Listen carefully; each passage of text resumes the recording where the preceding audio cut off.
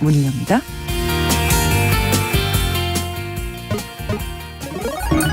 Ladies and gentlemen.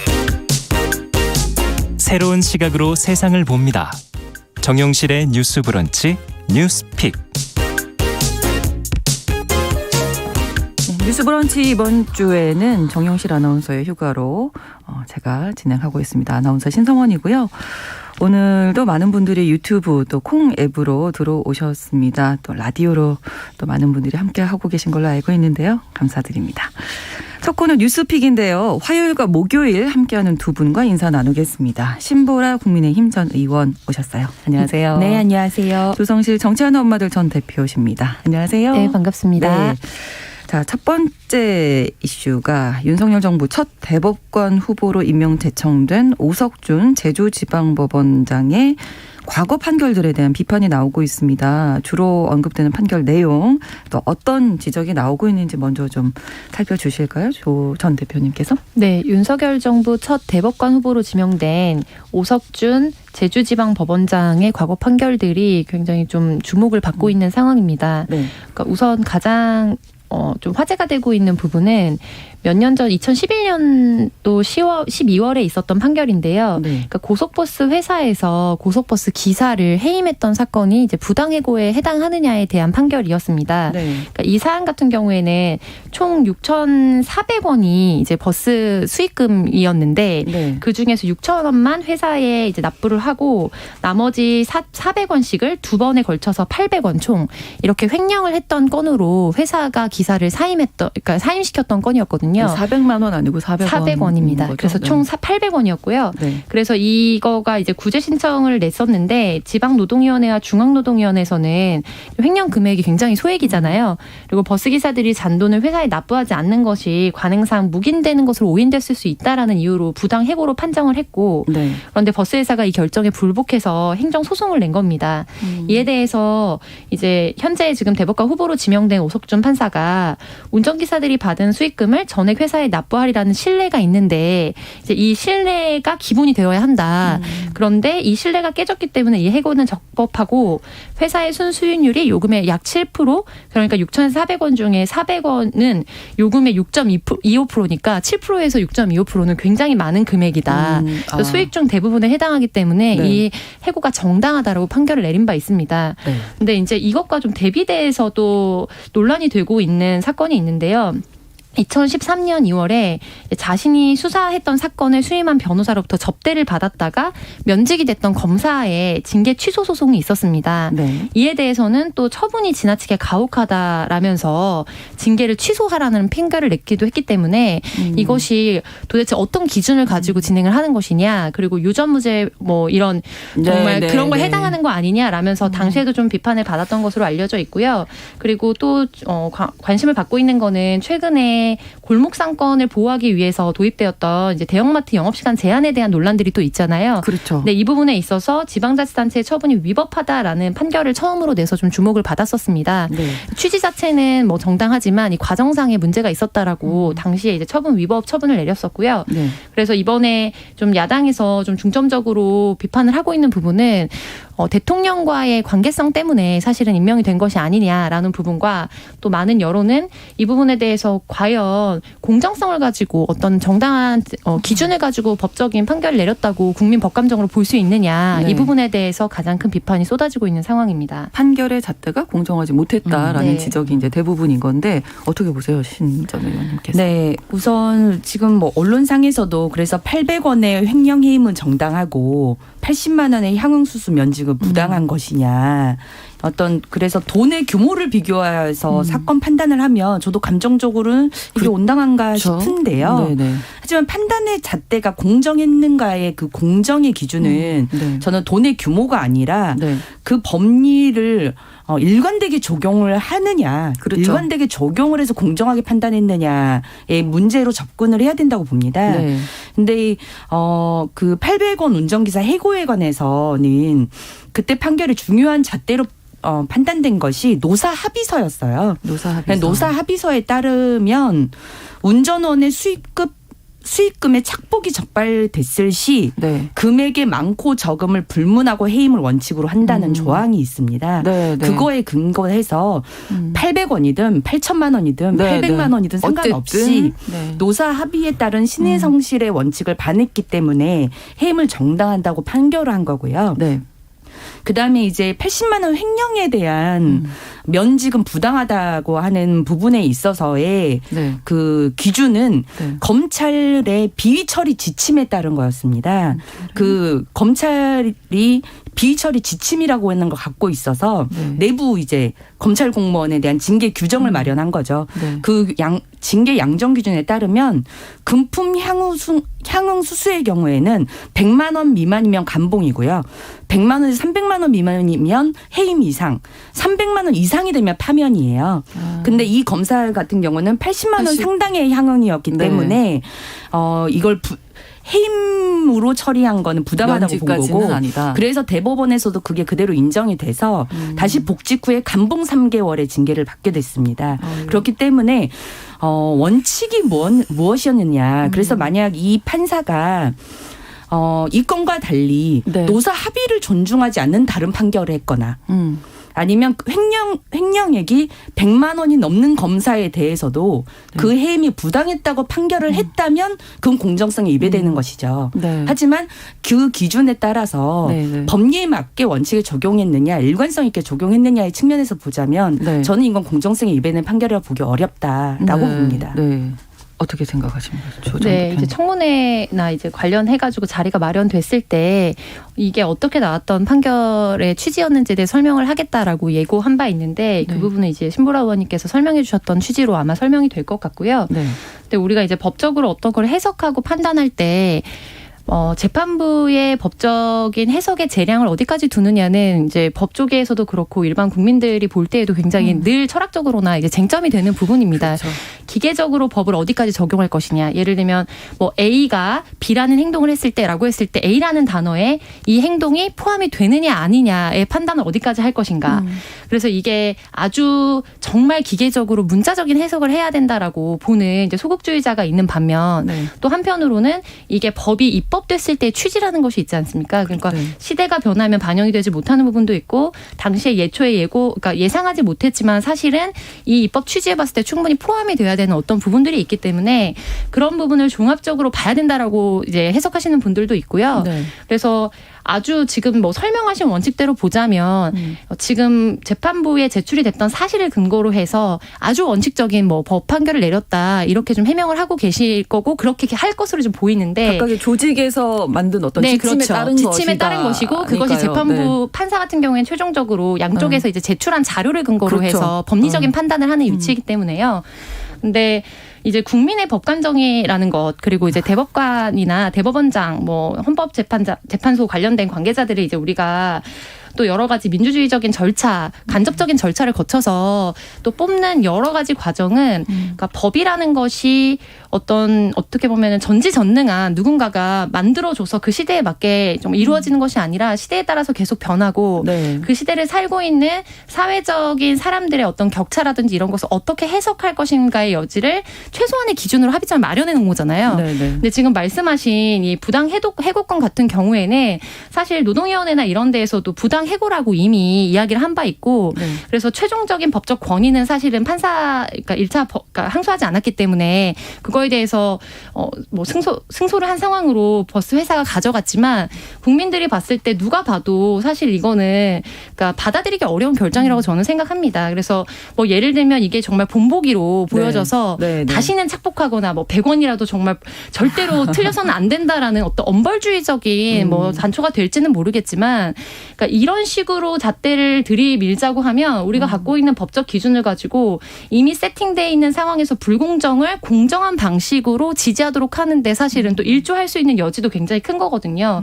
그래서 입법부의 역할도 중요하고 그다음에 시민사회 단체라든지 이런 데에서 사회적으로 어떤 요구와 목소리를 낼 것인가도 이제 종합적으로 우리가 봐야 하는 부분들이 있기 때문에 네. 특별히 이번 정권에서 좀 상징적인 게 이제 첫 번째로 대법관 후보자로 좀 임명이 된 거잖아요. 그렇죠. 그럼 첫 번째 대법관 후보자라는 거는 이 정권이 어떤 철학과 가치를 내세우고 있는가를 가장 주요하게 좀 보여주는 역할도 저는 있다고 봅니다. 그래서 이게 정무적으로 국민들에게 어떤 시그널을 사실 주는 거거든요.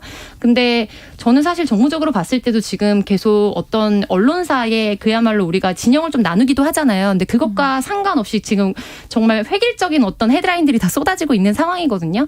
그러면은 정말 대다수의 국민들은 사실은 이 사안을 설명한 그대로 받아들일 것인가, 저는 이 부분에 대해서 좀 회의적으로 보고 있고요.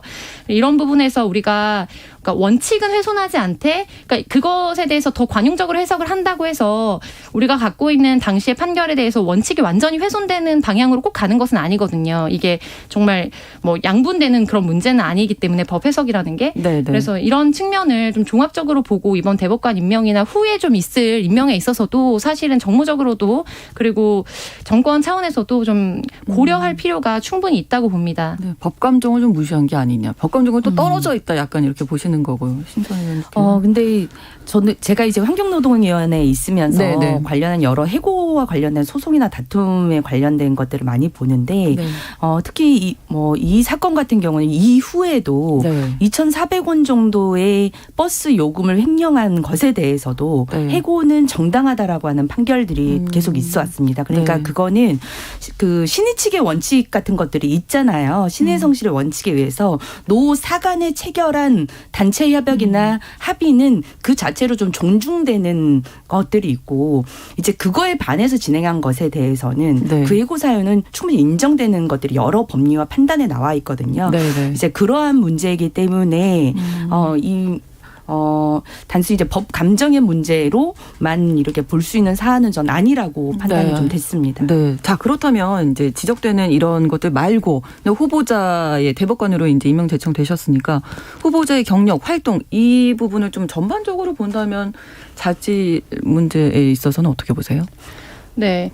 저는 이제 지금 최근에 또 청와대 내에 들어갔던 여러 인물들 중에 지인 찬스로 들어간 것이 아니냐라는 비판을 좀 많이 받고 있잖아요. 네. 그래서 이게 후보자 당사자 측과 또 여러 가지 정부 측에서는 좀 굉장히 중립적인 입장을 가지고 판결을 해왔기 때문에 적법한 인사다라고 네. 좀 이야기를 하고 있고, 또 반대 진영이나 많은 국민들 같은 경우에는 이제까지 좀 논란이 됐던 이 극단적으로 대비되는 어떤 판결들을 보면서 이게 지인 찬스를 쓴 것이 아니냐라고 좀 비판을 하고 있는 상황이거든요. 근데 저는 이제까지 어떤 활동 이력들을 봤을 때 사실은 이제 대법관 후보 같은 경우에는 특별히 국민들에게 상징적으로 어떤 부분이 뭐 기억에 남는 사건을 뭐 판결을 했다든지 아니면은 그 전에 여러 가지 활동들이 국정 철학에 정말 딱 맞아 떨어진다라는 합리적인 근거가 좀 있어야 되는데 네. 그 부분에 있어서는 납득하기 좀 어려운 부분들이 있다고 생각합니다. 왜냐하면 비슷한 뭐 연배에 비슷한 수준의 여러 가지 이제 법적 활동이나 판사로서 역할을 해왔던 분들은 굉장히 많고 네. 그 부분에 있어서 특별히 이전에 있었던 여러 가지 논란들과 좀 결부지어져서 같은 연장선상에서 보이는 부분이 저는 크다고 보거든요. 그래서 성비 국정원 직원이 파면됐던 거에 대해서도 가혹하다라는 판결을 내린 적이 있어요. 그래서 지금 말씀하셨던 노사 간의 어떤 뭐 합의서라든지 뭐 이런 기준 같은 경우에는 이미 사측에서 마련이 됐기 때문에 그런데, 그럼 공공기관에서 근무했던 검사라든지 국정원 직원들이 성비를 받고 아니면 향응을 받아서 거기에 대해서 파면되는 거는 뭐 그 단체나 공공기관에서 100만 원, 300만 원으로 규정을 했기 때문에 그 미만에 대해서는 파면하거나 뭐 징계를 더 가혹하게 했다라고 판결하는 것이 이게 단순히 법감정의 문제냐, 저는 이제 법감정의 차원의 주로 말씀은 드렸지만 이거는 뭐 등치시켜서 법감정이라고 말하기에는 네. 이게 굉장히 좀 이중잣대에 가까운 느낌으로 다가오거든요. 그래서 이 부분에 있어서는 좀 어떤 상징성을 가지고 첫 번째 대법관 후보로 임명이 됐는지에 대해서 좀 의아하다고 생각합니다. 네. 저는 제가 국회의원으로 있을 때 4명의 대법관 인사청문회에 다 참석을 했었어요. 그러셨군요. 김상환, 민유숙, 안철상, 김재영 대법관 인사청문회 네. 다 참석을 했었는데, 물론 뭐 너무 진보적인 인사 아니냐 뭐 이런 논란들도 있었지만 실은 이번 후보자 같은 경우에는 대법원의 제청 사유를 설명할 때도 어떤 기본권 보장에 대한 어떤 신념, 사회적 약자와 소수자 인권에 대한 감수성, 그리고 시대 변화를 일궈낸 통찰력이 있다, 이런 제청 이유를 밝혔는데 있는데 네. 뭐 그 유효 투표수의 2% 이상을 얻지 못한 정당을 등록 취소하도록 하는 것들이 위헌법률 심판으로 제청을 해서 네. 위헌을 결정을 이끌어낸 어떤 사건이나 부상으로 고통받는 수용자의 부당한 의료 행위를 고발하는 그 편지 발송을 거부했던 구치소의 처분을 취소해서 통신의 자유와 인간존엄을 보장했던 이제 그런 사건들 네. 같은 경우도 있고요. 실은 보수 진영으로서는 조금 좀 아픈 일이긴 하지만 박근혜 대통령과 최순실 사건에 대한 파기환송심에 대한 판결도 이 후보자가 내린 바가 있습니다. 네. 그래서 아무래도 그런 여러 가지 것들을 종합적으로 판단했을 때 대법관으로서의 자질과 역량 면에서는 충분하다고 저는 판단한 게 아닌가 싶고요. 네. 인사청문회가 이제 곧 열릴 테니까 그런 그렇죠. 내용들에서 도덕성에 문제가 있는지 그런 것들만 크게 문제되지 않는다면 저는 대법관으로서 자질과 역량은 있다고 판단을 합니다. 네. 여기까지 정리를 하고요. 다음 이제 두 번째 이슈가 조금 주목이 돼서 이야기를 해볼까 하는데 최근에 울산에서 여성을 살해한 30대 남성이 경찰에 붙잡혔습니다. 위협을 느낀 피해자가 경찰에 직접 신고를 했는데 위치 파악이 안 돼서 참변이 일어났다. 이런 너무 안타까운 보도가 있었어요. 이게 어떤 얘기인지 신보라 전 의원님께서 정리해 주실까요?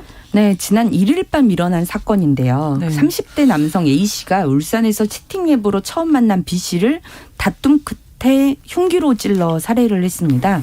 문제는 당시 B씨가 가해자의 그 다투던 와중에 위협을 네. 느끼고 112로 직접 신고를 했는데요. 네.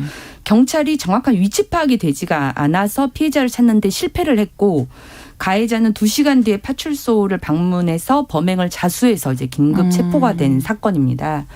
그럼 경찰은 왜 신고를 받고도 왜 위치 파악이 안 파악에 된 실패를 건지. 했느냐. 그건 피해자의 휴대전화가 네. 이동 3사 폰이 아니라 별정통신사로 불리는 알뜰폰이었기 때문이었다는데요.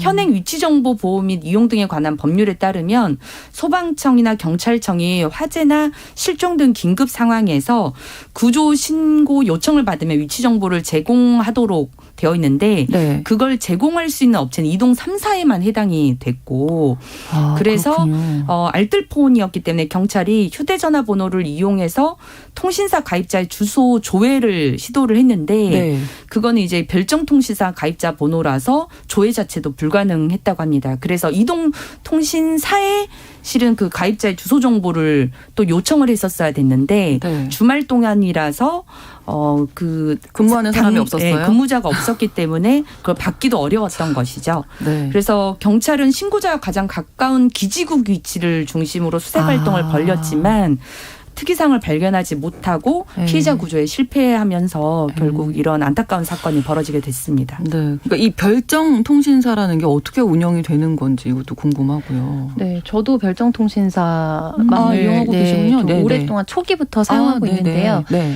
이제 이게 이동통신 3사에서 쓰고 있는 그 망을 네. 이렇게 대여해서 사용하는 구조고 지금 설명하셨던 부분을 조금 더 부연하자면 이제 위치정보보호 및 이용 등에 관한 법률에 의하면 이제 제29조에 긴급 구조를 위한 개인 위치 정보의 이용이라는 이제 항목이 있습니다. 네. 그래서 이 항에서 위급한 상황에 뭐 재난 및 안전관리 기본법이나 이런 법에 관련해서 해당되는 사항에 대해서는 긴급 구조 상황 여부 판단하기 위해서 위치 정보 제공을 요청할 수 있는데 이제 이동통신 3사 같은 경우에 서버 자체가 자동으로 송출할 수 있도록 연동되어 있는 걸로 알고 있어요. 네, 그래서 이제 그리고 대기조도 사실은 24시간 좀 돌아가고 그렇죠. 그렇기 때문에 위급 상황에 있어서 정확한 위치 정보를 사실상 이제 제공을 할 수 있는 반면에 이게 기지국과 와이파이 그리고 한 가지 또 GPS 이렇게 세 가지를 같이 교차적으로 해서 위치를 찾고 정 안 됐을 때는 가입자의 주소를 네. 역추적해서 방문하도록 되어 있는데 이제 이 경우에는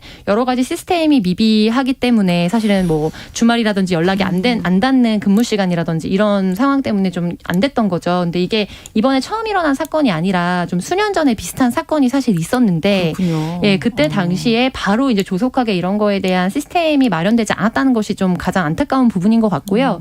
그래서 지금 이 부분에 있어서는 소방청과 경찰청이 합동으로 그러니까 이동통신 3사뿐만 아니라 이 망을 대여해서 사용하고 있는 알뜰폰 관련된 이제 사업자들에 대해서도 네. 종합적으로 이제 자동으로 시스템화 송출할 수 있도록 하는 거를 개발하고 있다고 합니다. 네, 네. 그래서 이게 좀 조속하게 개발이 되는 게 그렇군요. 좀 우선적으로 필요하겠고 네. 또 관련 입법 사항들이 이제 이번 사건이 일어나면서 또 국회에서 많이 일어날 것으로 좀 보이는데 네. 이제 관련해서 이동통신 3사 이외에 망을 쓰는 경우에는 보통 저렴한 가격 때문에 사용을 많이 하거든요. 그렇죠. 근데 이제 사용 인구가 1,100만, 1,200만이 넘었었습니다. 근데 중요한 거는 이용자가 그걸 모른다는 거예요. 저도 이번 사건이 일어나기 전까지는 사실 몰랐거든요. 제가 이용자임에도 불구하고. 네, 네. 그래서 현재 이런 상황이 있을 수 있음에 대해서 사용자들이 좀 알 수 있도록 하는 것도 저는 굉장히 중요한 부분이라고 생각을 하고요. 또 법적으로도 이제 저가통신망을 이용하고 있는 이용자들이 피해를 받지 않도록 어떻게 법적인 최저선을 마련할 것인지에 대해서도 국회에서 좀 입법 보완이 필요해 보입니다. 뭐 자동 송출되는 시스템도 그렇지만 지금 그 휴일이나 네. 야간에는 인력이 없어서 이걸 맞습니다. 대응을 못한 거니까 네네. 뭔가 그런 인력 충원도 필요하겠다. 네. 뭐 전체적으로 시스템 개선이 좀 정말 필요한 게 네. 아닌가. 아마 우리 조 대표님께서는 너무 깜짝 놀라셨을 것 같아요. 네네. 뉴스 보시면. 저희 가족 거의 다 이제 관련된 거를 사용하고 네, 있는데 이용을 하고 우선은 계시니까. 이제 제가 이번에 이 서치를 하면서 찾아보니까 이번 사건도 그렇고 좀 수년 전 사건이 됐을 때 이걸 네. 알게 되신 분들이 그렇다면 좀 어떻게 해야 되는지에 대해서 많이 그러니까 찾아보시거나 아니면은 다시 이동통신 3사로 돌아가거나 좀 이런 일들도 있었던 것 같더라고요. 네. 그래서 지금 우리가 뭐 여러 가지 홍보는 사실은 저렴한 가격에 이용할 수 있다라고 국민적 그 홍보를 부분만 하고 알고, 있는데, 네, 네. 계신데. 근데 이제 정보의 편차가 큰 거죠. 그래서 그렇죠. 이 부분에 있어서 특히 노약자라든지 이제 어린이라든지 이런 어린이한테 이제 관련해서 이제 통신망을 이용하도록 한 경우에는 정말 위급한 상황에 대상자가 더 취약한 어린이일 수도 네, 있거든요. 네, 네. 그래서 최대 막 정말 이 정보 추적이나 이런 게 어려울 경우에는 한 기사에 의하면 2주까지도 소요가 된다고 하더라고요. 개인정보나 이런 부분을 이제 절차를 밟아서 그래서 보통 바로 이제 대여한 알뜰폰 사업자에게 정부 기관에서 바로 이제 연락을 할 수 있는 시스템이 아니라 네. 이동통신 3사에 연락을 하면 이동통신 3사가 이제 망을 대여하고 있는 사측에 연락을 해서 주고받는 형식으로 되어 있는 것 같은데 이런 전체적인 이제 골든타임을 놓치지 않도록 하는 시스템의 개편이 좀 필요한 상황으로 보입니다. 네, 곽정호님께서 아무리 알뜰폰이라고 하지만 위험 상황의 위치 정보 정말 중요한데 이것조차 안 된다고 하니까 그러면 알뜰폰 사용자들이 차별받는 게 네, 아니냐 맞습니다.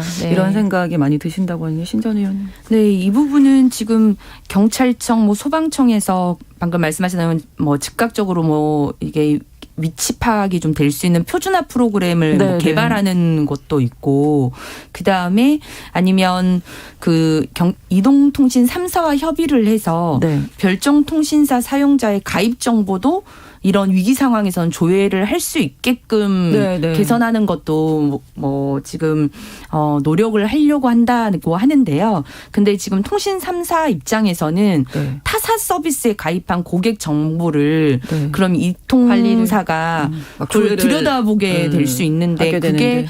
개인정보보호법이랄지 그런데 또 위배될 수 있는 가능성이 있기 때문에 좀 네. 난감하다는 입장을 지금 표명하고 있다고 해요. 그래서 이게 법적인 문제를 개선하는 것과 함께 예. 그런 표준화 프로그램을 통해서 누구나 그런 정보 보호에 차별 없이 좀 제공받을 수 있게끔 하는 그 두 조치 모두 좀 필요해 보입니다. 네.